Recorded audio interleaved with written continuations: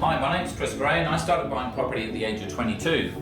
I was lucky enough to retire out of Deloitte's at 31 with 14 properties, and everyone asked how I did it.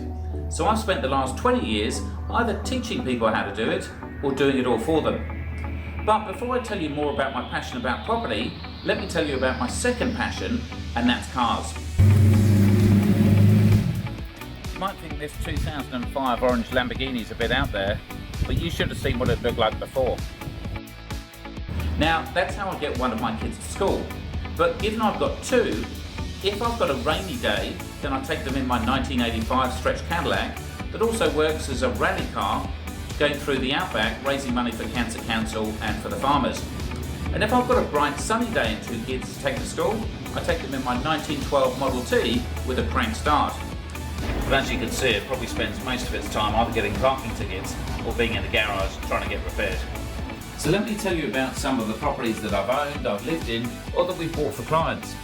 Now, it could be something as simple as trying to get a first home buyer to buy a 3-bedroom house versus a 1-bedroom unit, because you can explain that they can rent 2 rooms out and actually live for free instead. There's other people that actually want to live in a rock, because that means they can party till 4 or 5 in the morning and no one can hear them, because effectively 3 out of the 4 walls are already enclosed by rocks, so there's no one else there. There's other clients that want to jump out of a bedroom window into a pool below, and then from that pool jump into the harbour where they've got a boat moored outside, so effectively you're getting that wonderful ocean living.